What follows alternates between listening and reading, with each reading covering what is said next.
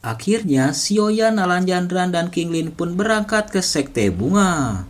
Dalam perjalanannya itu, Xiaoyan pun terus berlatih untuk dapat menyempurnakan api surgawi tulang dingin pemberian gurunya.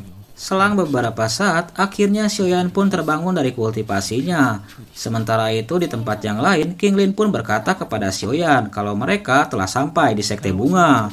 Sementara itu di samping Xiaoyan, Alan Janan pun menjelaskan kalau mereka baru saja sampai di tepian Sekte Bunga.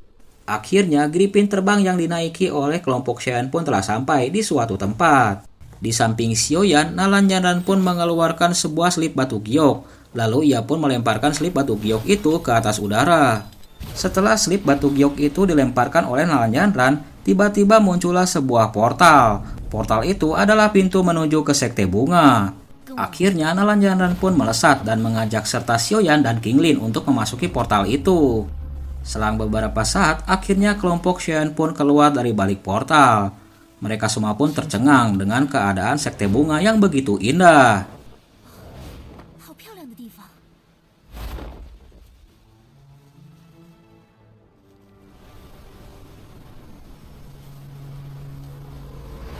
Setelah terbang beberapa saat, akhirnya kelompok Xiaoyan yang dipandu oleh Nalan Jandran pun sampai di sebuah tempat. Begitu mereka sampai, Xiaoyan dan King Lin pun melihat beberapa batu pilar yang diselubungi oleh kabut. Beberapa batu pilar yang meleleh itu mengeluarkan suara resonansi dan cahaya keemasan. Ternyata batu pilar itu adalah sebuah formasi untuk menuju ke Sekte Bunga.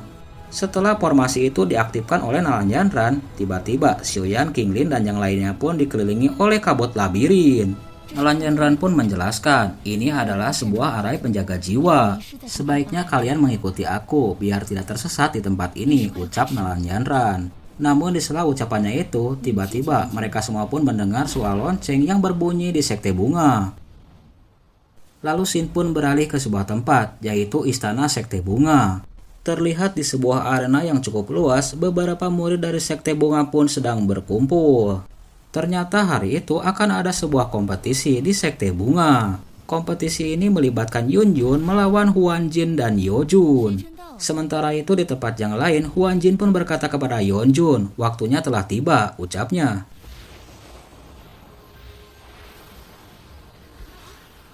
Selang beberapa saat, akhirnya sosok Yun Jun pun muncul di hadapan semua orang. Tentu saja kemunculan Yun Jun sebagai ketua sekte muda dari Sekte Bunga membuat antusias seluruh murid dari Sekte Bunga.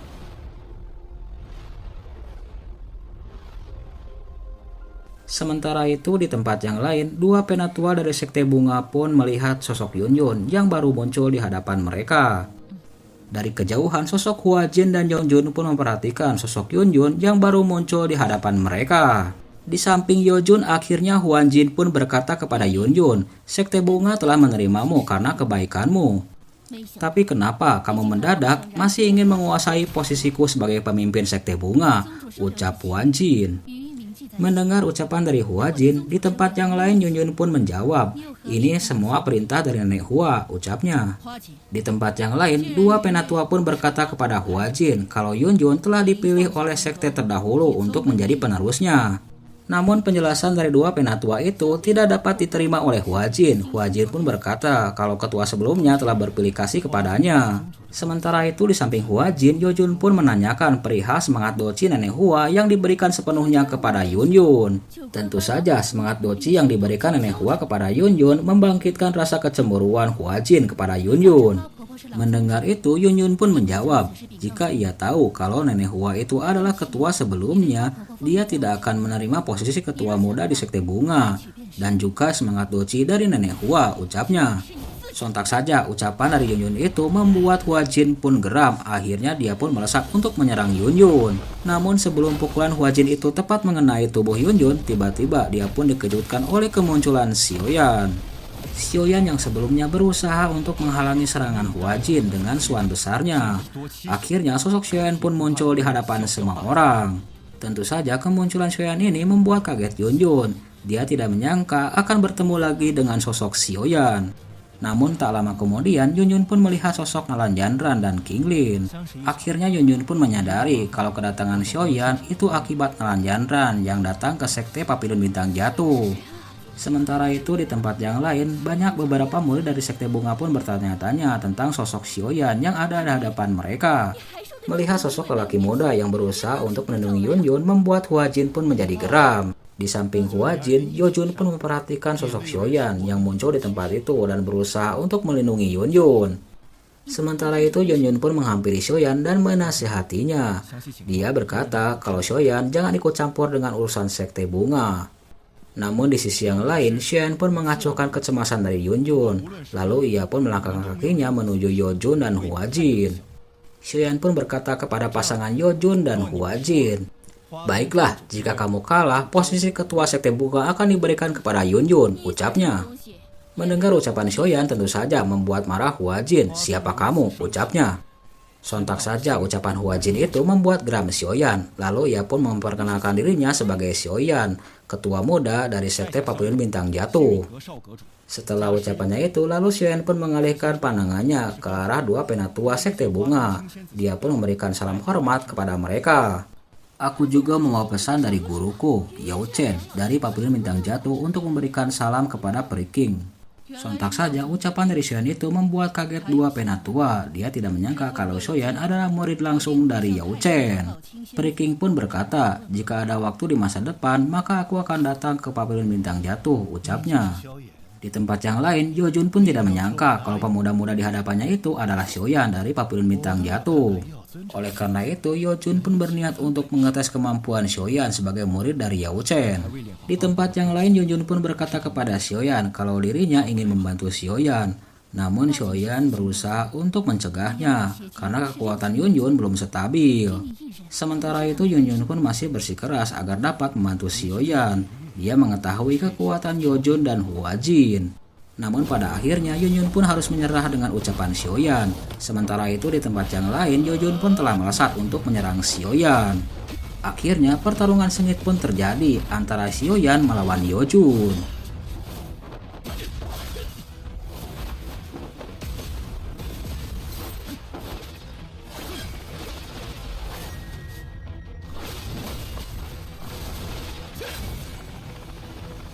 Kembali lagi ke dalam pertarungan antara Xiaoyan versus Yojun. Yojun menggunakan kekuatan dari kipas besinya untuk menyerang Xiaoyan. Sementara itu di tempat yang lain, Xiaoyan pun menggunakan kekuatan swan besarnya. Dalam bentrokan singkat itu, Yojun pun tidak menyangka kalau Xiaoyan dapat menghalau semua serangannya. Sementara itu di tempat yang lain, Huajin pun telah berniat untuk menghadapi Yunjun dan segera ia pun melesat untuk menyerang Yunjun. Melihat Huajin yang bergerak dan berusaha untuk menyerangnya, di tempat yang lain Yunjun pun akhirnya mengeluarkan pedangnya dan berusaha untuk menghadapi serangan dari Huajin. Namun ketika Huajin berusaha untuk memukul Yunjun, tiba-tiba sosok boneka setan langit pun muncul dan menghantam tubuhnya. Sontak saja tubuh Huajin pun terdorong. Dia pun nampak kaget dengan kemunculan boneka setan langit di hadapannya. Segera boneka setan langit pun melesat untuk menyerang Huajin. Kemunculan boneka setan langit secara tiba-tiba itu tentu saja membuat kaget semua orang terkecuali Yunjun dan dua penatua. Terlihat jelas oleh semua orang kalau Huajin sangat dirugikan oleh serangan dari boneka setan langit. Di tempat yang lain, Yojun pun nampak kaget dengan kemunculan boneka setan langit. Dia pun berkata kepada Huajin agar Huajin dapat menahan serangan dari boneka setan langit karena dia akan berusaha untuk menangkap dan mengalahkan Xiaoyan. Kembali ke pertarungan sengit Xiaoyan dan Yojun. Pertarungan itu tentu saja menarik perhatian dari semua orang, termasuk dua penatua. Dia tidak menyangka dengan kekuatan kultivasi Xiaoyan yang Dojun bintang 2, dia dapat menghadapi kekuatan dari Yojun, seorang Dojun bintang 6. Sementara itu di dalam pertarungannya sendiri, Yojun pun berusaha untuk mengejar dan menyerang Xiaoyan dengan segala cara.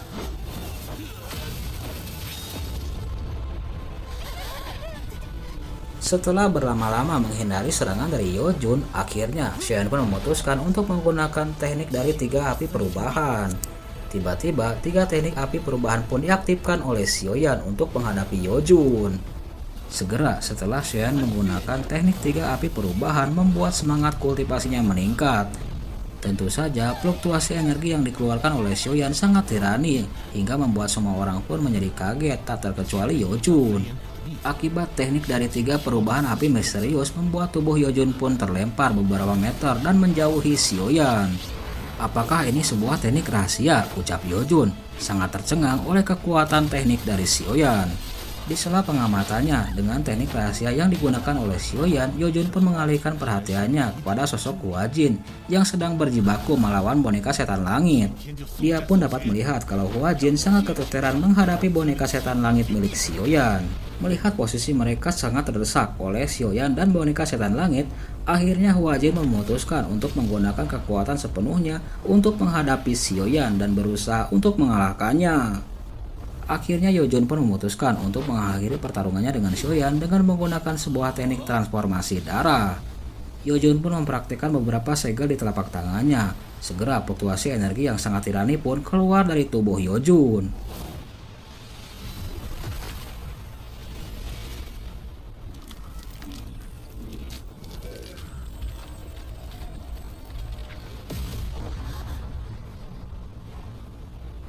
Kembali lagi ke dalam pertarungan. Setelah Yojun menggunakan teknik transformasi darah, di tempat yang lain, Xian pun memperhatikan teknik yang digunakan oleh Yojun. Segera, Xian pun mengeluarkan telapak tangan kanan dan kirinya, dan api surgawi pun muncul di hadapan Yojun, sehingga membuat Yojun pun nampak kaget. Bukan hanya satu, melainkan 4 api surgawi di hadapan Sioyan yang menggantung. Akhirnya, 4 api surgawi itu pun digabungkan Sioyan untuk membentuk sebuah api lotus. Sementara itu di tempat yang lain, Yunyun pun nampak cemas akan tindakan Sioyan. Dia sangat mengetahui kekuatan dari api lotus milik Sioyan. Di tempat yang lain, akhirnya api teratai lotus pemusnahan pun telah terbentuk sepenuhnya di tangan Sioyan. Tentu saja kemunculan teratai pemusnahan milik Sioyan itu membuat kaget Yojun dengan fluktuasi energi yang sangat menakutkan. Di tempat yang lain, Yunyun pun nampak kaget dengan kemampuan Sioyan yang dapat menghadapi Yojun, seorang dojun bintang 6. Akibat fluktuasi energi yang mengerikan yang dikeluarkan oleh Sioyan dan Yojun membuat 2 penatua dari sekte bunga pun akhirnya melesat untuk membuat sebuah perisai perlindungan. Priking pun berkata kepada seluruh murid dari sekte bunga agar membantunya untuk membentuk sebuah perisai perlindungan. Sementara itu di dalam perisai perlindungan, Yojun pun berkata kepada Sioyan, apakah kekuatan gabungan dari 4 jenis api surgawi milikmu yang lebih kuat atau transformasi darah ki milikku, ucapnya. Segera setelah ucapannya itu, teknik transformasi darah ki yang dikeluarkan oleh Yojun pun melesat untuk menyerang Sioyan. Sementara itu di tempat yang lain, Xian pun memperhatikan fluktuasi energi dari transformasi darah ki yang dikeluarkan oleh Yojun. Lalu Xian pun mengangkat api teratai pemusnahannya di hadapan semua orang. Xian pun mencibir, ini adalah kekuatan terkuat dari dojun bintang 6, ucapnya. Setelah ucapannya itu, lalu Xian pun melemparkan api teratai pemusnahan. Akhirnya, api lotus pemusnahan Xian pun melesat dan menghantam transformasi darah ki milik Yojun. Akibat bentrokan yang terjadi antara api lotus pemusnahan milik Sioyan dan teknik transformasi darah ki milik Yojun membuat sebuah riak spasial energi yang sangat mengerikan, sehingga perisai perlindungan pun tak kuat untuk menahan energi itu. Sementara itu di tempat yang lain, Yojun pun sangat mencibir dengan kekuatan api lotus pemusnahan milik Sioyan. Dia pun mentertawakan api lotus milik Sioyan. Namun tiba-tiba tanpa disadari oleh Yojun, kekuatan api lotus pemusnahan milik Xian pun telah bergerak begitu cepat. Dan pada akhirnya Xian pun berkata dari kejauhan, meledak.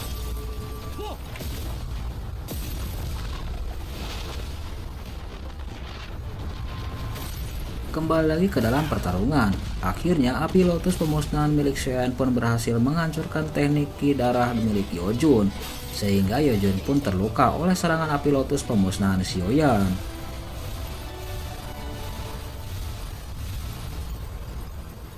Setelah kekuatan api lotus itu menghilang sepenuhnya, akhirnya Xian pun mendarat. Kemunculan Xian sebagai pemenang tentu saja membuat kagum Yunyun. Sementara itu di tempat yang lain, akhirnya Xian pun memasukkan boneka setan langit ke dalam cincin penyimpanannya. Di sisi yang lain, Yunyun pun menghampiri Sioyan dan menanyakan keadaannya. Namun tiba-tiba Yunyun dan Xian pun dikejutkan oleh kemunculan Huajin dan Yojun. Yojun pun terlihat sangat terluka parah oleh serangan api lotus milik Sioyan. Di sela kemunculan Sioyan dan Yojun, tiba-tiba 2 penatua pun menghampiri mereka. Lalu Penatua King pun berkata, apakah kamu berniat untuk menghancurkan sekte bunga kami? Ucapnya. Mendengar itu, Xiaoyan yang malu pun berkata, itu dalam keadaan darurat. Mohon ketua memaafkan saya, ucapnya. Aku tidak akan melanjutkan masalah ini demi Yo Chen, ucap Penatua King. Lalu ia pun mengalihkan pandangannya ke arah Yo Jun dan Hua Jin. Sesuai kesepakatan, kamu harus menyerahkan token itu kepada Yun Yun, ucapnya. Mendengar perkataan dari Peri King, di tempat yang lain Yun Yun pun berkata, saya belum lama berada di sekte bunga, dan saya pun tidak memberikan kontribusi banyak kepada sekte bunga. Namun di sisi yang lain, Peri King pun tidak membalas ucapan dari Yun Yun. Lalu dia pun menarik token yang ada di tangan Hua Jin. Segera Peri King pun melangkah dan memberikan token itu kepada Yun Yun. Ini adalah pesan terakhir dari Nenek Hua, oleh karena itu kamu harus menerimanya, ucap Peri King.